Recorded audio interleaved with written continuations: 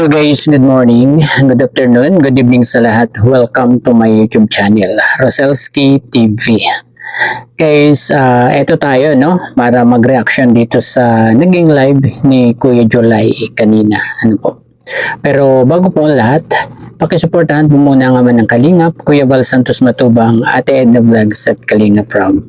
At dito po ay tinalakay ni Kuya July yung pagsasampa, no? Kinasuhan na ni Kuya Val itong mga tao na sobrang naninira dito sa Kalingap.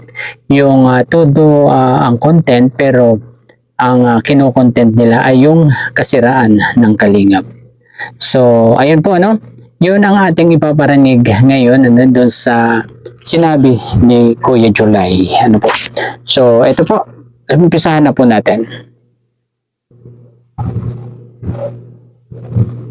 Yeah, salamat po sa mga sumama po sa akin. Kulang-kulang 3,400 po tayo. Hindi pa rin tapos. Yung sabi ko sa inyo ay yung isang pinako ko po, hindi ko naabutin. Nasabi ko, si Kuya Val saka si Iking ay baka nagkasundo na eh.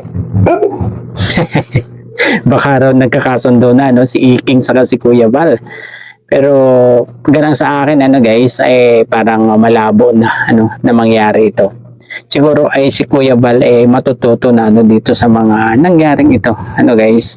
So pero hindi rin natin masasabi kasi ayun nga, 'di ba? Sobrang bait ni Kuya Val. Pagkakita ko ng konti. Kasi simula kasi kami doon umasagasama ng kapirasan walang tamang nagawa ang Kalingap. Puro mali or masama lang ang... Yes, totoo naman yun totoo yung nag-comment na yun dyan kanina sa ni Kuya July sa live, na wala silang alam kundi kasiraan lang ng Kalingap. So hindi nila naalaala yung mga kabutihan na ginawa sa kanila ng Kalingap, di ba?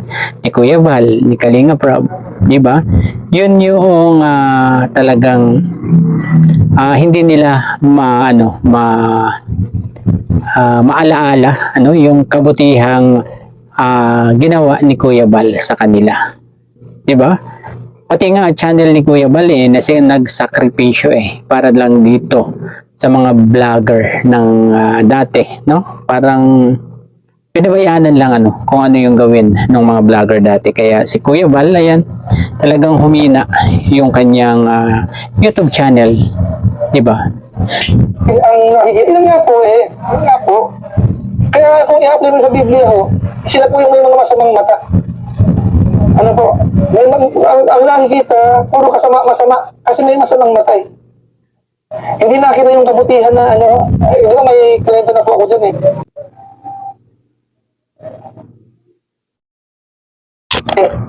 doon sa Ubasan, yung nagtrabaho ng maghapon, nagtrabaho ng kapiraso lang.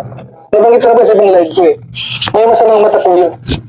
Hindi nakita yung magandang kalooban ng katiwala sa Ubasan. Na kahit nagtrabaho ng konti, binigyan ng isang dinaryo. May Kuya Val po, ito na po yan. Ipagigil ko po sa inyo. Ito po. Ito na guys ay yung sinabi ni Kuya Val at may paalaala na rin sa mga Kalingap, sa mga solid Kalingap dyan, may mga paalaala dito si Kuya Val na dapat nating sundin guys, kasi nasa process na talaga itong action ng Kalingap dito sa mga tao na sobrang manira talaga dito sa Kalingap, na balakura na mga below the belt na, di ba? So eto guys, pakinggan natin si Kuya July po ang abangan. Kasi sabi nga ng mga vlogs natin, Kuya Val, ganyan. Kawawa ang Kalingap sa pagkagawa ng mga yan. Ito na po, ito na ang confirmation po. Arinig ko po sa inyo. Kasi hindi na, yan, may katapusan din po yung pagkagawa nila po. Ito po ang abangan nila. Nasa proseso na po ito. Okay, ito po, si Kuya Val, papakinggan natin Ito po yan. Saka may advice siya. Ano dapat natin gawin? Ito po. Yung mga tumitira po sa atin. Kaya mo silang tumitira at content sa Kalingap. Hayaan niyo po. May mga illegal action kami ginagawa dyan. Okay? Ayun guys, may mga legal action na ginagawa itong si Kuya Val para dito sa mga nagko-content sa Kalingap na puro paninira. Ano guys, so pakinggan pa po natin. Okay, so may legal action po na ginagawa na po dyan. Huwag mo silang panoorin, huwag mo silang Huwag panoorin, pansinin. huwag pansinin. Mga nagkukontent sa kalingap ng mga negativity, mga pambabas, pamamalahura. Ayun guys, maliwanag doon. Ang tagubilin ni Kuya Bal, huwag panoorin, huwag pansinin. Yung mga nagko-content ng paninira dito sa Kalingap. So, ayun guys, yun ang ating susundin ngayon, no? Huwag na nating panoorin guys. Kung ayaw nyong ma-stress, yan naman ang lagi nating sinasabi sa inyo, di ba guys? Na kung ayaw nyong ma-stress, huwag nyo nang panoorin yung mga nagko-content ng mga ka-stress-stress. Di ba? So, diretso pa po natin. Sapagkat mayroon tayong legal action po ginagawa dyan. Kinasuhan po namin sila lahat. Ano po? So, tinasuhan na namin sila lahat. So, marami ito, guys, no? Kasama ba yung pinapasama ni Ate Edna na para kasuhan? So, siguro alam nyo na kung sino yung ipinasasama ni Ate Edna na yun, ano? Tinukoy ni Ate Edna yun, eh. Siguro, kasama yun, guys? Siya kasi yung pasimuno sa pagpapatulfo, di ba? Siya yung kasama palagi. Nagpunta sa Singapore, siya rin yung kasama, di ba? So, alam niyo na kung sino 'yan at sigurado tayo kasama 'yan sa mga kinasuhan nitong si Kuya Bal, no? Kung hindi lang isa po hindi lang isa, hindi lahat, hindi ko alam kung yung volume ng lahat, alin doon ang nilahat. Oo, di ba? Alin ba? Sino ba? Sino ba yung lahat na 'yon, ano? Sino ba yung mga kinasuhan ni Kuya Bal na 'yon? So, mag-ingat na lang yung mga talagang mga below the belt kung umatake sa Kalingap diyan, no? Ingat-ingat kayo, guys, kasi kumilos na si Kuya Bal. Alam niyo na, no? Yung pananahimik ni Kuya Bal ay talagang may ginawa siya, na tama. So may action ba ang Kalingap na ginawa na po dyan? Sabi nga po sa inyo po, noon pa yan nung kapanahonan ng nung nagpatulpo, So, matagal na pala ito, na ginawa ni Kuya Bal, no? Matagal na pala itong umaksyon, 'di ba? Hindi na niya talaga pinatagal ito.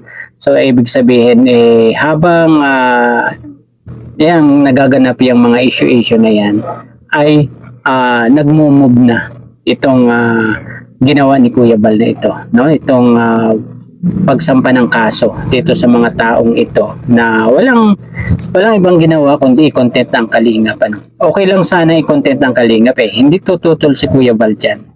So siguro huwag naman siraan, huwag siraan ang Kalingap.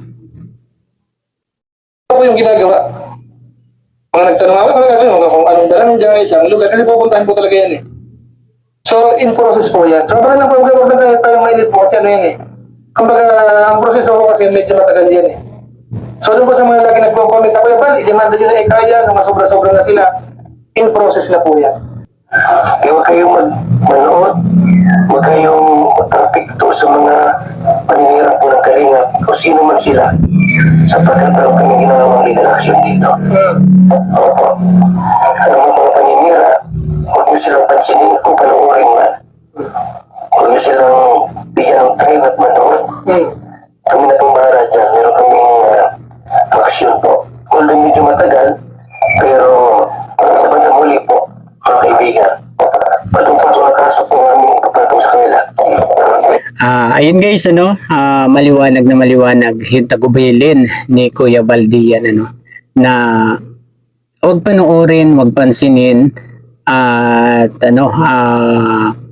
sila na yung bahala, kasi merong legal action na ginawa itong si Kuya Bal para sa kanila, So, ayun, siguro abang-abang na lang tayo sa mga susunod na action at balita, nitong si Kuya Julie siguro ang magbabalita niyan or si Kuya Bal mismo, sa mga mangyayari pa, habang umuusad yung kaso na yan. Ano guys? So sabi nga ni Kuya Val, medyo matagal ito, pero yan dapat yan naman dapat ang gawin, 'di ba? Hindi yan puro sa social media ang sagutan, 'di ba guys? So ayun, siguro hanggang dito na lamang po ang ating konting pagre-reaction dito sa naging live ni Kuya July. Kuya July, hiniram ko muna ito konting video clip mo. So ayun, salamat po at sa muli pong pagbablog. Bye-bye. God bless po sa lahat. Peace.